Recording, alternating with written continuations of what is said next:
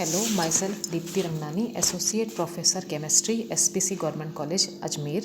Today we will study the topic of BSc Part 2 Phase Rule, and in this series today we will discuss one component system. Yesterday in previous classes we were studied about one component system, and the examples of one component system are water system and sulfur system, and we will deals third example of one component system, that is carbon dioxide system. आज हम one component system में carbon dioxide system का अध्ययन करेंगे. Carbon dioxide system का जो phase rule diagram है वो इस चित्र में दिखाया गया है. यह फेज़ रूल डायग्राम वाटर के फेज़ रूल डायग्राम के समान है और इसके मुख्य लक्षण इस प्रकार हैं. इस फेज़ रूल डायग्राम में कर्व हैं जैसा कि दिखाया गया है, ओ ए, ओ बी एंड ओ सी, जो कि इस डायग्राम में दिखाए जा रहे हैं, ओ ए, ओ बी एंड ओ सी. उसके अलावा इन कर्व से घिरा एरिया है.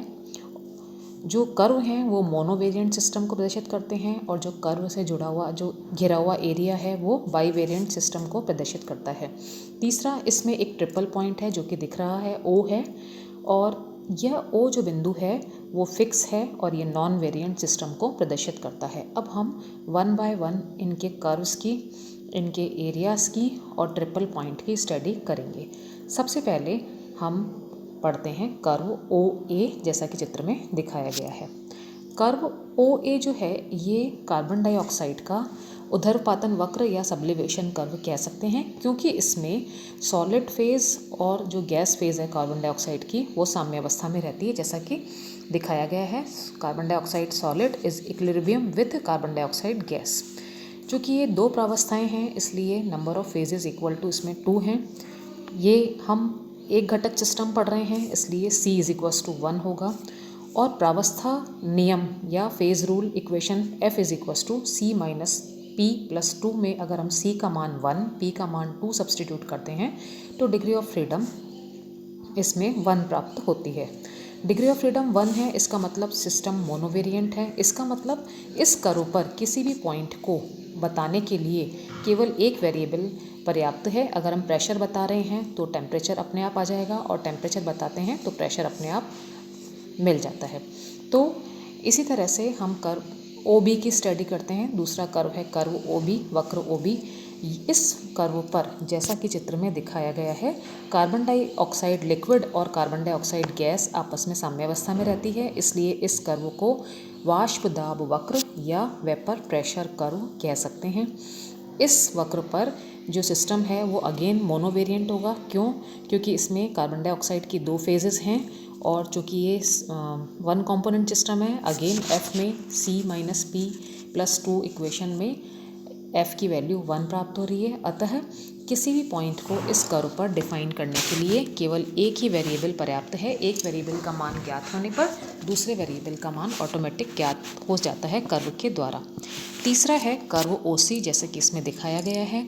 कर्व OC पर कार्बन डाइऑक्साइड सॉलिड और कार्बन डाइऑक्साइड लिक्विड इक्विलिब्रियम में है, इसलिए इसको गलन वक्र कहते हैं. फ्यूजन वक्र कहलाता है.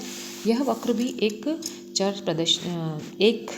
चर को प्रदर्शित करता है या सिंगल वेरिएंट है. क्यों? क्योंकि इसमें नंबर ऑफ फेजेस 2 हैं, नंबर ऑफ कंपोनेंट 1 है, तो डिग्री ऑफ फ्रीडम इसमें 1 के बराबर होगा. तो अतः यहाँ पर भी अगर हम ताप बता रहे हैं तो दाब अपने आप आ जाएगा, और दाब बता रहे हैं तो ताप को इस कर्व से हम निकाल सकते हैं. इसी प्रकार हम दूसरा पढ़ेंगे. इस कर्व के जो साइड में जो एरिया है उन एरियाज़ को अब हम पढ़ते हैं. वक्रों से घिरे एरिया में सबसे पहला एरिया है वक्र AOC के बाईं ओर का क्षेत्र, जैसा कि इसमें चित्र में दिखाया गया है. AOC के बाईं ओर का क्षेत्र, और जैसा कि हम इसमें देख रहे हैं कि इसमें केवल सॉलिड कार्बन डाइऑक्साइड विद्यमान है. चूँकि यहाँ पे नंबर ऑफ फेज़ 1 है, नंबर ऑफ कंपोनेंट हम इसमें दिखा रहे हैं 1 है, तो डिग्री ऑफ फ्रीडम 2 होगी. अतः इस एरिया में किसी भी पॉइंट को डिफाइन करने के लिए हमें 2 वेरिएबल्स चाहिए, प्रेशर भी चाहिए और टेम्परेचर भी चाहिए, इसलिए ये सिस्टम बाईवेरिएंट होगा. इसी तरह से दूसरा हम पढ़ेंगे कर्व AOB के नीचे का क्षेत्र जो कि इसमें दिखाया गया है। AOB के नीचे के क्षेत्र में हम देख रहे हैं कि केवल गैसियस कार्बन डाइऑक्साइड विद्यमान है, चूँकि यहाँ पे नंबर ऑफ फेजेस जो हैं वो 1 है, नंबर ऑफ कंपोनेंट 1 है, इसलिए number of degree of freedom F = 2 होगा। और F = 2 है, इसका मतलब इस एरिया में किसी भी पॉइंट को डिफाइन करने के लिए 2 वेरिएबल्स चाहिए, प्रेशर और टेम्परेचर। इसी तरह से हम तीसरा एरिया पढ़ रहे हैं, जैसा कि इसमें बताया है, कर्व OB और OC से घिरा क्षेत्र। कर्व OB और OC के जो बीच का क्षेत्र है उसमें कार्बन डाइऑक्साइड लिक्विड विद्यमान है, जैसा कि चित्र प्रावस्था आरेख से स्पष्ट है।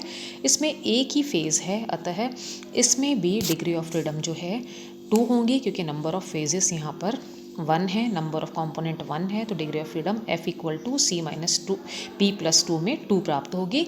अतः इस एरिया में भी किसी भी पॉइंट को प्रदर्शित करने के लिए ताप और दाब दोनों का बताना आवश्यक हो जाता है।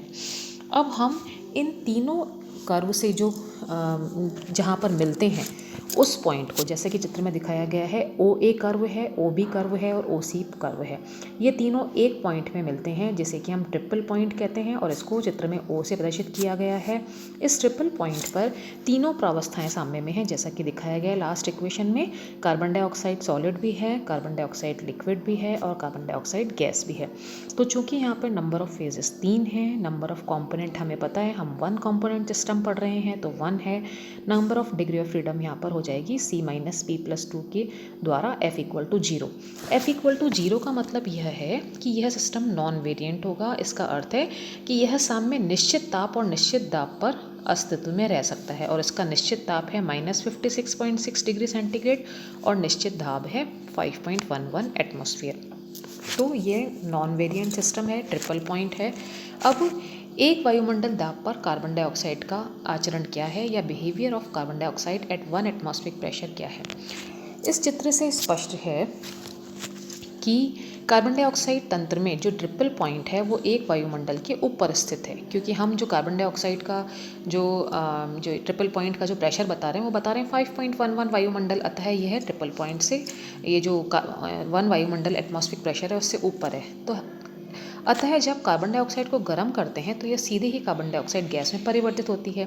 एक वायुमंडलीय दाब पर कार्बन डाइऑक्साइड की द्रव प्रावस्था जो है वो अस्तित्व में नहीं होती है। इसी कारण ठोस कार्बन डाइऑक्साइड को शुष्क बर्फ या ड्राई आइस कहते हैं। यदि ठोस कार्बन डाइऑक्साइड को द्रव कार्बन डाइऑक्साइड में परिवर्तित करना हो तो दाब को 5.11 एटमॉस्फेयर पर या अधिक रखना आवश्यक होता है। तो इस तरह से अभी हमने 1 कंपोनेंट सिस्टम की स्टडी की है फेज़ रूल में। 1 कंपोनेंट सिस्टम में हमने सबसे पहले पढ़ा था वाटर सिस्टम, उसके बाद पढ़ा है हमने सल्फर सिस्टम, और उसके बाद लास्ट में हमने पढ़ा है कार्बन डाइऑक्साइड सिस्टम। तो इस तरह से फेज़ रूल में हम आगे बढ़ते हुए 2 कंपोनेंट सिस्टम की भी स्टडी करेंगे। आज हमने 1 कंपोनेंट सिस्टम का लास्ट जो सिस्टम है उसकी स्टडी की है। Thank you.